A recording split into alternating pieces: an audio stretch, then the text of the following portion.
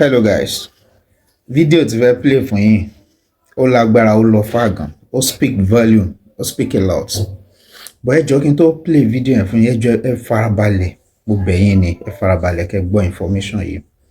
It is very important a dẹ̀ ní láti ránra wa létí nǹkan tẹ́ ti mọ̀ tẹ́lẹ̀ náà ni jẹ́ kí n sọ pé tí most of people mọ̀ ṣe rí àwa tí a máa ń dìde ní middle of the night tí ẹ pa ní bùkátà sí kakàn dìde maybe a fẹ́ ease ara wa or anything or call for ká dìde or even bóyá rí lára àwọn muslim tó máa dìde tó máa fẹ́ ṣe wé bóyá bí tahajjud tó fẹ́ pray àbọ̀ fẹ́ ṣe kìámùlẹ̀ ẹ jọ̀ọ́ tá bá ti dìde tá bá ti jí lójú oorun ẹ má yẹ ká máa rush dìde especially lásìkò àwẹ̀ yìí ẹlòmíì máa ní mo ti fẹ́ miss pé mo fẹ́ yan náfìlà mo fẹ́ miss sahur jẹ́ kí n sáré rush ẹ jọ̀ọ́.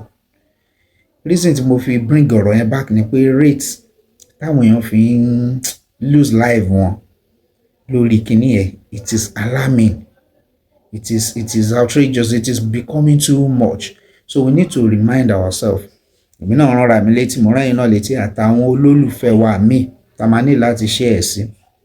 Tá bá ní àwọn experts àwọn medical experts ní pé tá bá ti dìde yẹn tá bá ti kọ́kọ́ jí ká jí sára ká ṣe bí pa relax ẹ mọ̀ ká máa ṣe bí ẹni tó lóró ojú tí ò fẹ́ dìde àmọ́ kọ́ tá à ń ṣe so that blood circulation máa lè ṣẹlẹ̀ all over our body. Are you getting it? Especially brain, because one thing about dìde tó kàn rush dìde gbùrù bẹ́ẹ̀ pé ó lè slump kó dẹ̀ gbà bẹ̀ lọ dítò pé ẹ̀jẹ̀ ò tí wá sí ọpọlọ láti take care àwọn hormones kankan àti I'm not a medical guy but at least I think I can express myself in a little way. It's been the way I understand. But about the jika kan ṣe bí wa kọ́kọ́ jókòó náà ká jókòó sára so ara wa máa balẹ̀ jẹ́ máa lọ sí brain ká lọ sí gbogbo tó yẹ kó lọ then a ṣe máa wá dìde láti lọ gbọ́ bùkátà ta ní láti gbọ́. So ìyẹn bí ẹjọ́ wà important ẹ má yẹ ká gbàgbé. Ọdí Babájídé Sanwo governor wa nílùú Èkó báwo lẹ́yìn náà ṣe máa feel tó bá di president America. Do you think it's possible? Ẹ mọ̀ bí pastor remote lè máa ń ṣe wọ́nràn ẹ̀ náà. So ó storm sí governor. So are you getting it? Nǹkan tí mo kàn ṣàfẹ́ fàyọ̀ bẹ́ẹ̀ ni pé ẹ jẹ́ ká wà approachable. Ẹ jẹ́ ká wà approachable.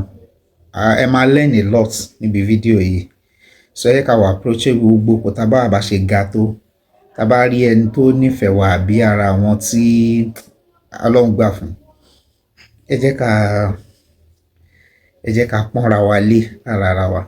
So it was a very good moment for the guy because he had the opportunity to talk to the governor. Ó sọ fún governor pé orí yín lójú àlágbá di governor di president America ẹsẹ̀kẹsẹ̀ bàbá náà sọ fún pé ó ti dà ìwọ náà ló wá ṣe vice president. Àwọn èèyàn pariwo fọ́ nìgan. So ẹ ká wo nǹkan tó ṣẹlẹ̀ ńbẹ̀. It was a good moment for both of them. Ẹ bá mi subscribe sí Akọ TV, ẹ like ẹ share, ẹ bá mi comment sí video. God bless you. Thank you. Mo ṣe ń wo ẹnu bẹ tún lọ́rọ̀. Ó fi bẹ́rẹ̀ lè dàwẹ̀ lọ́wọ́. Ọlọ́run wájú fún yín pé alábàtọ̀ bẹ jẹ president. Wọ́n kò president owó tẹ̀ ní. Wọ́n gbọ́ US. Mo ní US. Ìrántí mo rí ní agbára. Nínú pé tún mo wà sẹ́ni mo tún wẹ̀ pọ̀ gbọ́. Dídé mo níta ló ń jẹ́ bẹ́ẹ̀. Mo bọ́ Sanwo. Bàbá.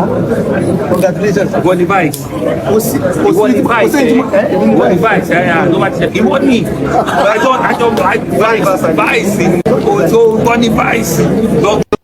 Thank you. Mo ṣe ń wo ẹnu bẹ tún lọ́rọ̀. Ó fi bẹ́rẹ̀ lè dàwẹ̀ lọ́wọ́.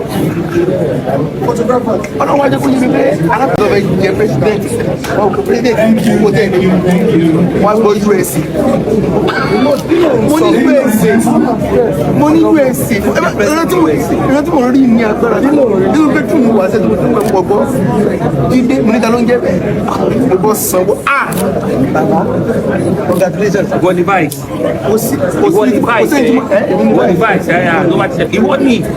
Àjọ vice. Ìwọ ni vice.